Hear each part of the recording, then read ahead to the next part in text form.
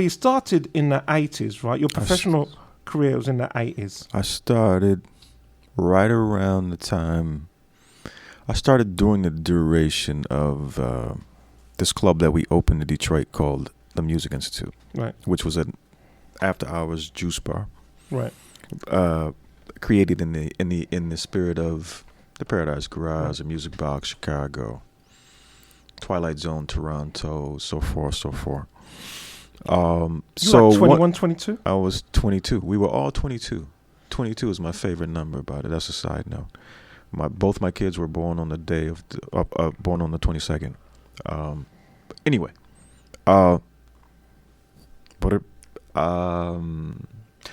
okay. So there was a guy. There's a guy who built our sound system, who created the sound, who put together the sound system for us for the club. He worked at a music store in Detroit called Wonderland Music. During the week, he would bring down drum machines and various other stuff to, have us try out because he was a salesman, and that's how I got into production. And also, we held a traditional West African dance class at the club during the week. So a lot of the drummers, after the class, they would leave their drums. So I started playing djembes and congas and junjuns. And what would make a group of 21-year-olds want to open up a club? That's such a lofty. Because we were club kids, man. We had the urge and the need to go to a club at 1, 2 in the morning and dance until the wee hours of the morning, man. Leave the club when the sun was up, and because of some great DJ. I mean, it was all about the music and the commune and the spirit and the spirit of dance and the spirit and the beauty of music and the rapport with the DJ and the dancers. That's who we are. That's who I am. That's why I do what I do. And that, to bring it full circle, that is pretty much what feeds the machine. Can you tell me a little bit about the club itself? It was around for under two years, yeah, under right? 2 years. It was significant. I mean, it was very significant. It was very significant in the fact that we were bridging two styles. I guess. I mean, music is music. First of all, let me say that. I mean, I don't want to sound. What's the word I'm looking for? Jaded or quote unquote. Yeah. I hate to use terms for music. Good music is good music, be it techno, be it house, be it whatever. Have you always been that way? Have you always for had sure. That? If I like it, if it moves me in a certain way, if it hits that God-given, if it speaks to me and I feel like I can do something with it, I want to play it. And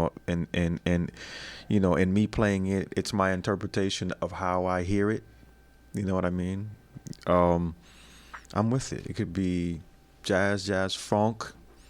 If it's all in the same context. You check it out. You listen to stuff now. Like, I'm now on jumping. Yeah, we are jumping, huh? I know, right? But you know what, man? Cool, you know what? cool, That's cool. Right. We jump around. It goes where it's it goes. all in right? context. It goes. You listen to stuff now. Like I know people know you for house music and techno music and that genre. Yeah. But do you check for the top 40 like the Anderson .Paak? I don't listen to house at home. That's the thing. I listen to jazz. I listen to funk. I'm a heavy Parliament Funkadelic fan since I was very crazy? very young. You ready for this? Yeah. I just found this out. Playing today. Yeah. In West Philadelphia, is Bootsy Collins. Are you serious? Today, really? A free event. Yeah, man. See how it works. It's in the universe. It is absolutely in the universe. So I listen to everything. I don't listen to house at home. I listen to things that come out. That the beauty in the internet is that you can find stuff a lot easier. It's a pro and a con to everything, in opposed to us going to record stores and listening to music. Why do you think it is that when your fans, or when people observe the house producer or the hip hop producer, they think that that producer only listens to that genre of music. No, man. You can't grow if you listen to. Think about all the artists that, especially jazz artists, because jazz is created by us way back when. I mean, it was really, really hard to stay relevant coming into the 70s and the 80s. And, think about the ones who did. They listened to everything. I mean, when Miles, perfect example, when Miles put together that band in the 70s, he was listening to everything. Rock. The jazz funker, was that her? Yeah, funk. Yeah. He had intentions on working with Jimi Hendrix before, but he passed away. I mean, again, music is music. Good music is good music. You know it when you hear it, it touches you in a way. You know what I mean? You can relate. You hear something. It hits that something. What do you think it is that made the sound, the artists, producers coming out of Detroit? What is that unique source, you think? Where's that coming from, you think, in your opinion? I think that Detroit, during the 60s, coming out of the 60s into the 70s, when it got really bad, it was like this ideal model city that was created. Detroit is responsible for creating the middle class in America because of the automotive industry. All of America. Okay, so remember that. So it's like it was a city. It's the city that time forgot, because when the industry crashed, was nothing. Plight, unemployment, crime, everything bad that could just make a city just crumble and just fall to its knees, and that's what happened. So we had nothing to pull from except ourselves. We didn't have anything. Detroit doesn't have a big art scene. It doesn't have a big dance. When I say that modern, the arts was never really, really, really supported in Detroit in comparison to a place like Chicago or New York or even Philly, because the emphasis was be on the line at 6-7 in the morning to make these cars. Everything else after that was secondary. Everything. All the bars probably, bars close at 2 now. They probably were closing even earlier back then, because people needed to be on the line to make cars. That's crazy. So that is the essence of Detroit, and that's why there's a special sound. I mean, it's a unique sound, because we have to go in, because we don't have anything to look to that inspires us, especially during the time that Derek, Kevin, and Juan got their start. During the time that we were making those trips to Chicago in the mid '80s. But Detroit was just, man, it was non-existent in all ways. You know what I mean? So we were looking to other places, other cultures, to get inspiration, and mainly it was just coming from us. I mean, and a lot of that, quote unquote techno is based on that repetitious automotive assembly, a kind of cold but very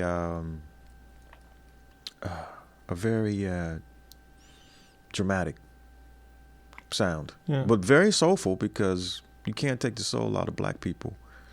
It's so interesting how you moved throughout Detroit music, how you linked up with you worked for whose record label that? Derek, Transmat. Yeah, he worked for Transmat. I worked for Transmat. I've been on Derek for quite a long. I met Derek.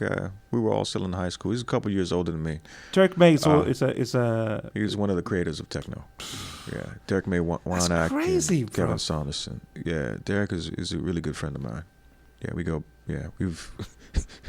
Yeah. What was? Yeah.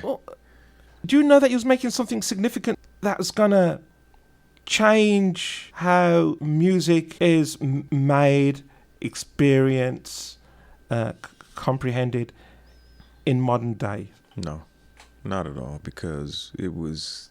Because you're kids, again, right? yeah, Kids. we were kids, man, and it was an extension of, like I said, I mean, we came from the club first and foremost. That's the building block, the cornerstone, the club. Ron Hardy, the Music Box in Chicago. That's where it starts. You know what I mean? And then everything after that, Larry Levan at the Paradise Garage. You know, like I said, Twilight Zone. So all those trips, all those late night, early mornings. That is a cornerstone. So that making music was just was a transition of that. You know, we tried in making music and making dance music. You emulate what's going on in the club, what the DJ is saying. Were you a nerdy kid? What kind of kid does that? What kind of teenager does that? I've heard those guys being called nerds. What, So I have to clarify. I don't create techno, or what we call techno. My sound is a. I mean, I gravitate more. I grew up listening to Philly. My mom's era was Motown. I mean, I'm in the city of one of the most prolific labels for black music in all over the world, Philly. Motown was just that too, in coming out of Detroit. Growing up in the 70s, everything on the radio across America was coming out of here, this place, Philadelphia, Gamble and Huff. So I gravitated more towards that. You know what I mean? Even though myself, Derek, we were at the Music Box partying just as, we were there, both of us, listening to Ron Hardy's edit of Bad Luck, Harold Melvin and the Blue Notes, blah. So yeah, man, that's. But like I said, good music is good music. It's just that I don't. When I sit down, I'm in a different key. I'm coming off A minor most of the time. I'm doing vocals and heavy on percussion, Afro-Cuban, traditional African rhythms, because I study percussion. So, but the beauty in that is that we got all of that. The beauty in that is that, like I said, I grew up listening to radio when it was just mono. There was no FM. So I grew up at a very, very young age listening to, like I said, everything that was coming out of Philly, right? Mostly because they dominated the airwaves. Really? I mean, oh my God, man, you couldn't not listen to the radio for like maybe 20 years, almost 20 years straight, maybe a little bit less. But I mean, LaBelle, Billy Paul, The Intruders, Harold Melvin and the Blue Notes. I mean, Philly dominated. It put the backbone. Philly is very, very, very responsible for disco, basically, because a lot of the stuff on Philly had that 4/4 backbeat. R&B, they made R&B danceable. Came into disco during the mid 70s into the 80s, went underground to progressive dance music with all the labels, Prelude, into house music during the mid 80s to When you now. When you're working at Transmat, yeah. I apologize. When you're working at Transmat, yeah, you were A&R guy. I was A&R, yeah. And so I was listening to a lot of stuff. But you signed some classics. Yeah. Yeah. Strings of Life. No. That was Derek. Derek created that. Okay. That's Rhythm is Rhythm. I A&R'd Energy Flash. Joey Beltram. Joey Beltram. What was it that you heard in that track that said, "Oh my God"? Because it was funky. Like I say, I mean, it had that thing. It had that thing, and that thing was big, man. And I took it to King Collier, who was like, he was like our Larry Levan in Detroit, or our Frankie Knuckles. What do you mean you took it? What do you mean you took it to? What do you mean? I took it to this club called Heaven in Detroit, which was with it was a predominantly black gay club in Detroit. He broke the record, man, in Detroit. Really, he broke it. He made it big, and it was very, very, very. I mean, it was, and on that system. I remember the first time he played it, I was like, wow, this record is gonna be big. Wow. Yeah. What other songs did you? I can't remember, man. But I remember that Joey Beltram. I think also Abacus. There were two labels. I mean, it was Transmat and then there was Fragile. Yeah, right. And I A&R'd some stuff for Fragile, but I can't. We going way back. Did you enjoy it? I loved it. Yeah, man, for sure. Because I got a chance to listen to a lot of stuff, and to meet a lot of very, very cool people who I'm still friends with today, I get a sense that all the players in Detroit, the DJs, the artists, were like friends. There was a camaraderie. Yeah. Is that true? Yeah, it was a very small community, man. It wasn't many of us. And there wasn't many of us, man. Maybe, starting out back then, maybe 15 people, 15 to 20 people that were. I mean, Juan was doing his label, Kevin was doing KMS, which turned out Inner City's Big Fun and Good Life. Big Fun and Good Life. And then they were made Underground Resistance were doing their thing. Mike Banks and Jeff, they were working together still. Jeff Mills, with Mike Banks and Jeff Mills. So there was Transmat, Metroplex, KMS, Underground Resistance. There was a company called Seventh City Distribution, and I think, oh man, I can't remember the names, the name of the guy. I'm getting bad with names these days. There weren't a lot, man. There weren't a lot of labels. Not too many. Maybe like I said, a handful from during the mid to late 80s. So it was a really small community. When did you want to take the production to another level? When did you? What spurned that? I think probably after my first transatlantic trip to Europe with Derek to Italy. Yeah, when I got back, that's when I got into it. Actually, my very, very, very piece of anything was a remix that I had done for Kevin Saunderson under a pseudonym called Keynotes, and it was a remix for a song called Let's Dance. And this was even before we opened the Music Institute. And I remember them bringing the record to my apartment when it came out and going, damn, I did that shit. That was a beautiful feeling. So, but my mindset then, along with Shade Amir and another friend of mine whom in which we opened the club with, George Baker, we were all about the club. I wasn't really, thinking about not until like 89, 90. And then my first release ended up coming out on one of the labels under the KMS umbrella, which I think was I Like Having You. Okay. I think, if I remember correctly. Yeah. Were you like three albums deep, and how many singles later, and how many done? I think I'm on my fifth album. Fifth album, which is, I mean, that's not a great number, but a lot of singles. You've done a lot of stuff. I've done a lot. You've done singles. A lot of stuff. Not a lot of albums. I'm trying to finish this album for Sound Signature now, which is I'm not even going to tell you how long it's taken me. Wow. Yeah. So, when you put out a record, let's back it up a little bit. How do you stay creative? How do you stay prolific? How do you stay consistent? I just it's that a lot of that again.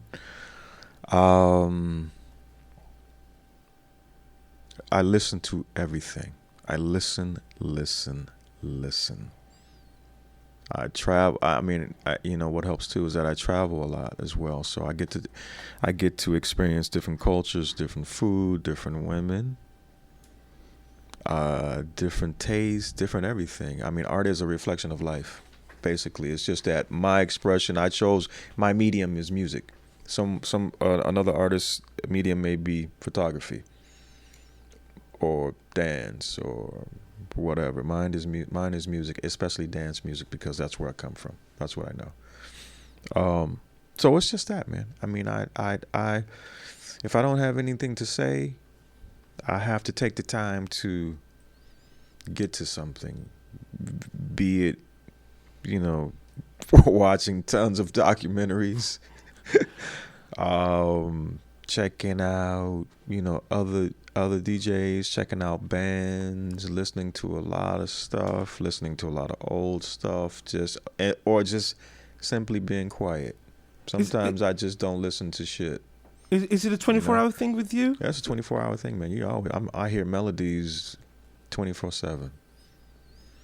Always. You put out a lot of music on a lot of different labels. Yeah. And yeah, I do. Is that a good thing? That's a good and a bad thing. And I rarely get a chance to talk about that. That's a good topic, man. First of all, I've never been the label guy. What do you mean by that? I've never had the urge or the desire to actually run my own label. You know what I mean? I'd rather just sit down and create. So in that, I'm going to take my music, and instead of putting it out on my label, which a lot of my peers suggest, hey man, why don't you just put your stuff out on your own label? I'll give it to a label, that I think may be a good fit. You know what I mean? So is that a bad thing? It can be, but at the same time, either way, the music's still being heard. It's still coming out.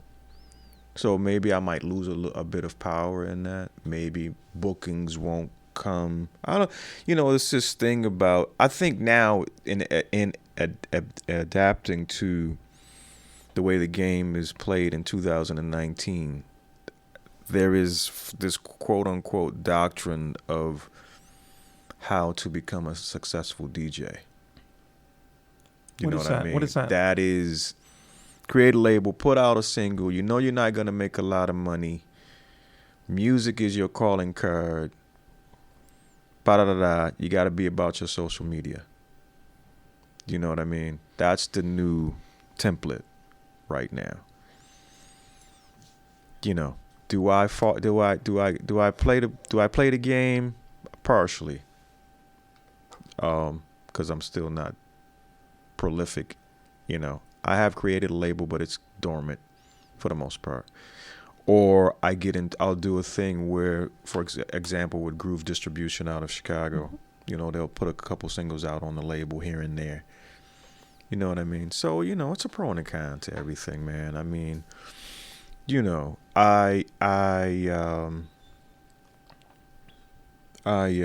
I still do what I do.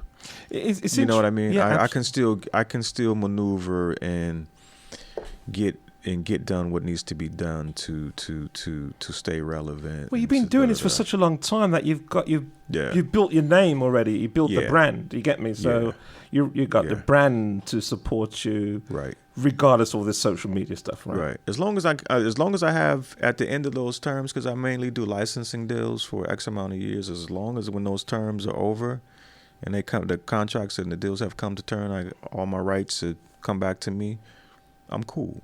Because then I can take that music that I've released on those various other labels and do whatever I want. You know what I mean? As long as I own my masters and I own my rights fully. I'm okay with that. How important is it for the producer, artists, to be on top of their business for you? You know? I think if you're just getting into this and you don't know much about music, you still have to know the fundamentals or have a good lawyer. You know, I think it's really important. You got to know the basics. You know what I mean? You have to, so you don't sign something and you go, I don't own this album. I've taken a couple blows, 1 or 2. Yeah. And you know, you live and you learn, but you know, I've gone over enough contracts where, you know, I know what to look for. And then if I have a question, you know, I got enough peers in the industry who can say, no, man, that ain't right. Okay, or that's cool. You know what I mean? But like I said, I only do licensing deals. I'll never do a master recording deal. I have, and each time that I've done it. And what does that mean? A master recording is you don't own it. You don't own it. You have to go to them you have to go to that label to say, well, you know what I mean? They own it. They own the masters and the copyright. Can you tell us a little bit about this fifth album? This 5th album is Sound Signature, man. It's for Theo Parrish. Well, I released the first single from the album about a year or so ago, maybe 2. That tells you. I'm telling you how long it's taken me to create it. Bring Me Down with the. But back up a bit. How does it happen? Not just anyone gets a situation with Theo Parrish, right? Yeah. So how does Theo's the man? Yeah, absolutely. So he's brilliant, man. Theo's brilliant, man. How did you guys connect? Yeah, very, very, very passionate about what he does. If you've ever seen him DJ, he just played in New York a couple of weeks ago. Yeah, if you've ever seen Theo DJ, man, he's in it, man. He breathes, sleeps, eats the music, man. And that essence of that, he is that epitome of that club kid, because he too was right there in Chicago at those clubs, man, listening to those people. Little Lewis, Farley Jackmaster Funk, Ron Hardy, Frankie Knuckles, WBMX, all those guys, man, and wherever else those early travels may have taken him. That's coming from the club, man, in the spirit of black music. You know what I mean? Absolutely. So it's a I mean, I can't think of a more of a perfect marriage than that. You know, I met Theo some years ago, maybe like somewhere between, I think, maybe like 95, 96. He had just moved to Detroit, and I had just come back from, I think, living in Tallahassee, Florida. And we were both making sandwiches for this cafe downtown Detroit. Yeah, we were making sandwiches, man. And I was playing a loft party. A loft party called Hotbox. And I told him about it. He was like, "Yo, I'm gonna come check it out." And then he was able to play a set for the girl who was doing the parties. And you know, I don't know if I would go as far as to say that was the beginning of his career, but that was, I think, for Detroit, I think that was one of the gigs that kicked it off, I would have to say. You've become friends ever since? Yeah, for sure. Yeah, man. Theo's a man. When you make an album and it's going to be on a label, do you sculpt, even though you have an identity in your sound? Yeah. Do you kind of? Is there a conversation about that between myself and the label head? Not the label, but like I'm talking about this particular, because it's two significant forces coming together? Like, you're a significant force. With Theo? Yeah. Nah, man, we don't look at each other like that. Nah, you can't look at people like that in the industry. I don't look at people like, I mean, when I see people like, you know, when you see your peers and you know they've done big things and they've, you know, Joe Clausel, I see him and it's all love every time. We don't speak about, you know, we are equal. You know what I mean? We're all, I mean, I just, you know, and it's the same for a young cat who's trying to get into the industry. I'm not looking down my nose at anybody because I was once that young kid trying to make a name for myself, and somebody did me a favor or did something for me or allowed me to put a piece of music out or allowed me to shadow them on a tour, blah, blah, blah, blah. No, man. No.